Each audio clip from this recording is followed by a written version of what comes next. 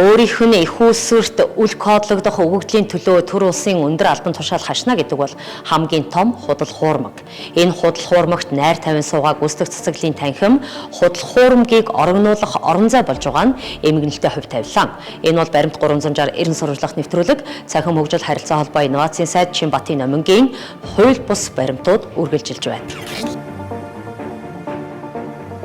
Тэгэхээр Edelman одоо компаниар дамжуулан Go Mongolia брендинг гаргаж ирээд Монгол төрийн босгон өндөр уурган ууж байх учиртай харамсалтай нь авилгачдын үр удам дээд эцэг хаадын үлгийн нутгийн хар цагаан сүл дээр мануулсан энэ л газар шорооны төрт ёсыг уландаа гიშгэлэхтэй хомхой сэтгэлээ ундаалж улсынх нь өндөр дээд албан тушаал тухалж эхэлсэн цагаас төрийн босго намсаж уурганд богиносов. Энэ бол шууд утгаараа тогтолцооны давжаарлал юм. Угаас энэ ертөнцид монголчуудыг бүтээн бий болгосон энэ л газар шороо дархан байх учиртай эс бөгөөс хүн төрлөختний тэнцвэр алдагдах нэгур бий. Чухам ийм учраас л өв соёлоо хамгаалах, өв соёлоо ирээдүйдээ эвдэрсэн төрхөөр бус эцэг дээдсийнхээ зарилгалсан нуган төрхөөр нь хүлээлгэж өгөх нь Монголын жинхэнэ ард түмний язгуурын хүсэл эрмэлзэл байх нь зүйн хэрэг. Харин энэ нандин сэдвэр наадагчид соёлын салбарт хэдэн сар, хэдэн жилээр ажиллахдаа дэлхийд Монгол улсыг сурчлах нэрээр төсвийн өмнөөс хэдэн 10 тэрбум арна хумсалсан баримтууд ил болсоор байна. Харин бид түүний Монголын ард түмний язгуур хүслийг булшилж ажилласан их мөнгөнд ирээдүгөө боомлуулсаар байна.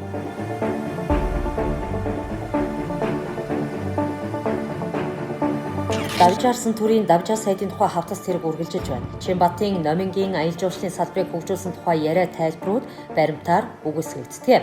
Тэрээр соёл спорт аялал жуулчлал залуучуудын сайдаар ажилласан жилүүддээ дотоодын аялал жуулчлалын салбарынхны мэргэжлийн ур чадварыг доромжуулсан өөрийнхөө зүүдийг мөрөөдөл болгон биелүүлэхээр тушаал шийдвэрүүд гаргаж ирсэн байдаг. Үүний үр дүнд 2023 оны байдлаар Чинбатын номингийн тайлбараар Монгол улс тухайн ондоо 690 мянган жуулчин хүлээн авч 1.2 тэрбум Америк долларын ашигтай ажиллалаа гэгдэж байлаа. Худалчин амыг дараах баримт үгүйсгэж буй. Тодорхойлбол 2017 оноос хойш Монгол улсад ирсэн гадаад жуулчдын тоо, Монгол улсаас гадаадд жуулчилсан ард түмний статистик хөдөлгөөнд авсан ашиг орлого хооронд хасах тэмцэл харуулж байна. Зөвхөн Чинбатын номингийн хэлсэн 2023 оны тэнцлийг харьцуулбал мөн онд манай улсад аялсан гадаад жуулчдын ашиг орлого 1 тэрбум 835.7 сая төгрөгт хүрсэн бол харин дотоодын жуулчдын гадаадд аялсан зардал түүнээс 2 тэрбум 547.9 сая төгрөгөөр илүү байжээ. Нийтэр дээр Монгол улс гадаад сурчлагаандаа 18 тэрбум төгрөг зарцуулах гэрээ байгуулсан нь аялал жуулчлалын салбарыг цэвэр уналтанд оруулах гол шалтгаан болсон байх юм. Энэ оны эхний улирлын байдлаар тус салбарынхан ийм тайлбарыг өгч байсныг ETV мэдээний хөтөлбөртөө онцолсон байдаг. Тэгэхээр 20 мянган жуулчин үйл орж иржээ гэдэг ингээ хэлэхээр энийг бол би бол бигс тоо гэж хэлнэ. Юу гэдэг миний хувьд бол тэгэхээр хийж байгаа ажил маань одоо багш. Тэгээд бас тодорхой хэмжээр судалгаа хийдэг. Эргэн тойронд байж байгаа маш олон тур оператортай айгүй олон хөтөлчүүдтэйгээ би чинь холбоотой ажилтны хувьд болоод ирэхлээр яг хичнээн жуулчин ирээд байгаа вэ гэдэг баримжаа багцаа бол байгаа. Тэгэхээр бид нэр 20 мянган жуулчныхаа яг ингээд яг энэ дотроос хэдэн турист вэ гэдгийг аваад үзэх юм бол үндсэндээ бол 4-ний 1-ээр л. Одоо хаашаа явж байгаа нэхэр жуулчид ихэнхдээ дандаа жарган тавьж байгаа. Одоо хөвсгөлийн бүсийг сонгож аялж байгаа тий. Гол нь бол тэнд одоо татах юм байгаа тий. Тэгээ тийшээгээ одоо Солонгос, Вьетнамууд ялангуяа Азийн орнууд. Тэрнээс ш одоо Европын жуулчид юм уу тий өөр одоо англи хэлний зах зээлийнх юм болоод ирэхлээр одоо яг энэ нөгөө Солонгос, Вьетнам, Азийн зах зээл юм бол яач гүцэхгүй. Эвдэрхий зам ээдсэн төвжирлээ шийдэж чадах бодлогогүй. Жил бүр бүтэн бордюр сольж мөнгө хүлдэг засаглалтаа хэрнээ гадаадаас ирэх жуулчдын тоог 2 саяд хүргэнэ гэж бүртэрдэг соёлын яамтай. X соёлын сайдынхаа тавьсан өрийг хэрхэн дарахаа мэдэхгүй тархиа гашлан суугаа соёл спорт аяж жуулчлал залуучуудын яам энэ жилийн наадмаар чухам ямар орлогын төлөвлөгөө боловсруулж байна вэ гэдэг нь асуултын тэмдэг. Дэлхийн эдийн засгийн форумоос гаргасан улс орнуудын эдийн засгийн үзүүлэлтээр Монгол улс хасах үзүүлэлтэд явж байна. Олон улсын зүгээс бодит үнэлгээ дүнг тавиад байхад урт хуршид урт наслуулах шул уусандаа баярлаж нулимсаа нэрдэг X ерөнхий сайдын эдийн засгийг төрөлжүүлэх ажлын тайлангаар аялал жуулчлалын салбарыг хөгжүүлэх зорилт дэвшүүлэн ажилласны буйнаар 2023-аас 2025 оныг Монгол зочлох жил болгон 2023 онд 1.6 сая жуулчин, 2024 онд 1.8 сая жуулчин хүлээн авч салбарын жилийн орлого 1.5 тэрбум Америк долларт хүрсэн гэх нүд чих бөглсөн мэдээг танилцуулж байлаа. Салбарын ашиг орлого түүхэн дээд хэмжээнд байгаагүйгээр өссөн байтал яагаад сүүлийн 3 жилийн тайлан тэнцлэр бид алдагдaltaй ажиллаж байна вэ гэдгийг ухаж ойлгочхоор танд ухамсар зарж мэдээлэл түгээх үүргээ хэвлэл мэдээллийн салбарууд хийх хэрэгтэй. Дээр нь аяж жуулчлалын салбарын статистик тоонуудыг эрх мэдэлтнүүдийн амнаас 1-өөр, үндэсний статистикийн хорооны тайлангаар 1-өөр хэлмэрчилж байгаа нь гүйцэтгэх засаглалын танхимд ард түмний ахуй амьдралыг дээшлүүлэхээр сууж буй төр туршилцах түвшээ иргэнийхээ үннийг мэдэх эрхийг зөрчиж байгаа ёс зүйн доголдолын бодит хэв шинж. Учир нь X ерөнхий сайд оюун эрдэнэ болон X соёлын сайд номин нарын амнаас жуулчдын тоо хийгээд олсон орлогын тоонууд харилцан адилгүй ээлж дараалан яригдсан байдаг. Улсын дүлий байр байдлаас олж Монгол улсын язгуур ашиг сонирхол ихээхэн хөндөгдөж байгааг энд зориу тодтогъё. Учир нь Монголын сэтгүүл зүйд үндэсний язгуур ашиг сонирхол шоовдорлогдсон үзэл болсон тул бид нийт даяараа энэ доройтлыг амсаж байна. Модон жорлондоо ялгцаа халиас нь дүр төрхөл үнэндээ гадаадын жуулчдыг хүлээж авдаг хамгийн том сюрприз болсон нууц биш. Сум орон нутгийнхаа удирдлагуудтай хамтран ажиллаж, эр хүүрэг хяналтын хосолсон менежментийг нутагшуулан, улмаар дотоодын аялал жуулчлалын компаниудтай бодит дэмжлэг болдог болсон цагт сая бид аялал жуулчлалынхаа салбарыг эдийн засгийн эргэлтэнд оруулж, орлогын нэгэхэн үүсээ болгох бүрэн боломж нээлттэй. Харин ингэж ажиллаж чадаагүй соёлын X сайд Чимбатын номингийн гадаад улсад Монголыг сурчлахаар гэрээлсэн 18 тэрбум төгрөгийн гэрээ чухам хэний халаасыг тэнтэлгэж хэн хожсон бэ гэдгийг нэхэн асуухаас аргагүй сэдв юм. 2020 оноос хойш гадаад сурчлагаанд бол нэгдмэл байдлаар гэдэг концепцийг гаргасан. Ерөнхийдөө Монгол улс гэдэг брендийг сурчлаа гэдэг концепц гарсан. За энэ нь бол олон хүмүүсэд олон улс орнуудад Монголыг ямар нэгэн байдлаар хүргэснэ гэвэл тийм хүргэж чадсаа л гэж бод. Гэхдээ энэ нь өөрөө аялал жуулчлалд нөлөөсөн үү гэвэл тодорхойлох боломжгүй зүйл байхгүй.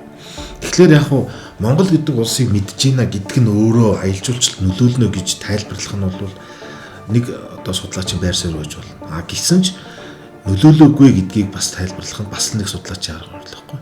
Бидний юу гэдгийг хамгийн их том мөнгө гаргасан юу гэдгийг тэр нөгөө Fulham ч гэдэг юм уу англич гэдэг юм. Энэ Европын зах зээл рүү гаргаж байгаа энэ мөнгөний зарцуулалт маань эргээд Европын зах зээл дээр өсөлт авчирсан үгүй байхгүй.